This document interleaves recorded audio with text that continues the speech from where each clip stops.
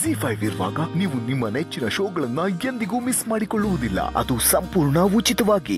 ಶಿವ ಅಣ್ಣ ಕೂತ್ಕೋ ಶಿವ. ಮೊದಲು ನನ್ನ ಕ್ಷಮಿಸಿದ್ದೀನಿ ಅಂತ ಹೇಳು, ಆಮೇಲೆ ಬಂದಿನ ಮಾತಾಡ್ತೀನಿ. ಯಾಕಣ ಏನಾಯ್ತಣ್ಣ? ಅದು ಒಂದು ಎಡವಟ್ ಆಗ್ಬಿಟ್ಟೈತಪ್ಪ. ಹುಡುಗ ಸರಿ ಇಲ್ವಂತೆ. ಅವನಿಗೆ ಕುಡ್ತಾ ರೇಸು ಜೂಜು ಎಲ್ಲ ಚಟ ಆಯ್ತಂತೆ.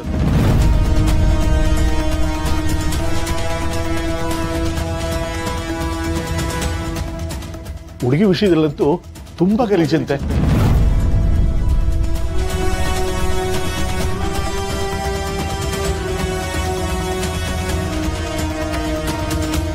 ಹುಡುಗನ ಫೋಟೋ ತೋರಿಸಿದ್ರು ನೋಡಿ, ನನ್ನ ಕಣ್ಣಲ್ಲಿ ನೀರು ಬಂದ್ಬಿಡ್ತು.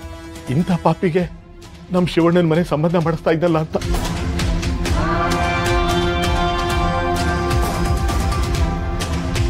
ದಯವಿಟ್ಟು ನನ್ನ ಕ್ಷಮಿಸ್ಬಿಡು.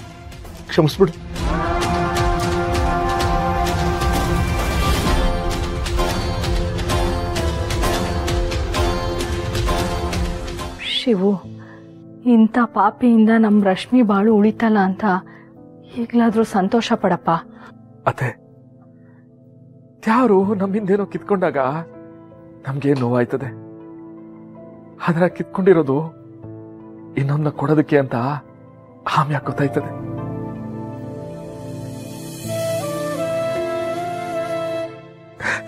ನಮ್ ಗುಂಡು ಕೆಟ್ಟವಾಗ್ಲೂ ಪುಣ್ಯ ಮಾಡೋಳೆ.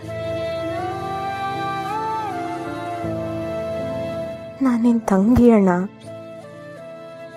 ನಿನ್ ಮೈ ಮೇಲೆ ಮಾಕಾಡವನೇ ಬರ್ತಾಳೆ ಅಂದ್ಮೇಲೆ ನಿನ್ ತಂಗಿ ಜೀವನನ ಅಮ್ಮ ಹಾಳು ಮಾಡಕ್ ಬಿಡ್ತಾಳ ಅಣ್ಣ?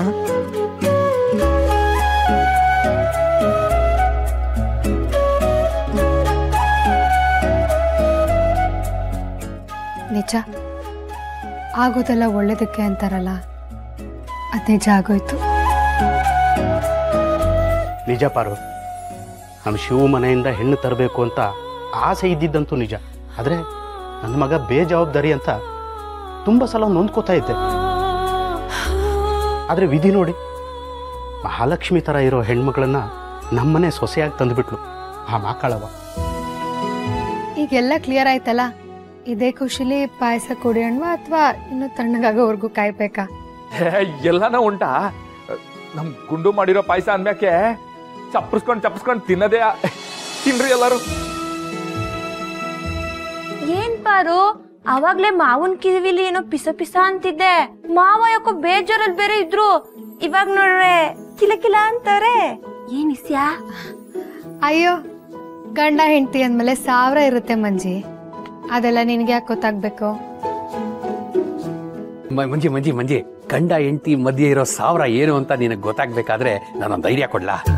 ನಿನಗೊಂದು ಹುಡುಗನ್ ಹುಡುಕಿ ಮದುವೆ ಮಾಡ್ತೀನಿ. ಮೊದ್ಲು ಆ ಕೆಲಸ ಮಾಡಿ.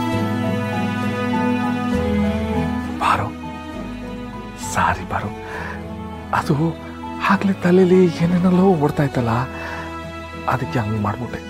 ನನ್ ಕ್ಷಮಿಸ್ಬಿಡು, ತೆಪ್ಪಾಗೋಯ್ತು. ಸರಿ ಬಿಡು, ಪರವಾಗಿಲ್ಲ. ನೀನ್ ನನ್ನ ಸ್ಟೂಡೆಂಟ್ ಅಲ್ವಾ, ಅದಕ್ಕೆ ನಿನ್ ಮ್ಯಾಮ್ ಕ್ಷಮಿಸಿದ್ದೀನಿ.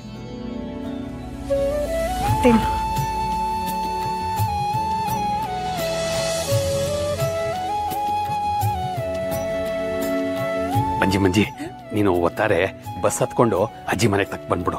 ನಂಗೆ ಹೊಸಿ ಕೆಲಸ ಐತೆ, ನಾನು ಹೋಗ್ತೀನಿ ಕಣವ. ಶಿವೋ, ನಂಗೆ ಹೊಸಿ ಕೆಲಸ ಐತೆ, ನಾನು ಹೋಗಿ ಬರ್ತೀನಿ ಕಣಪ್ಪ. ಸರಿ ಕಣ್ಮ, ಎಲ್ರಿಗೂ ಬರ್ತೀನಿ. ಮಾದಪ್ಪಣ ಬರಲ್ಲ ನಾನು.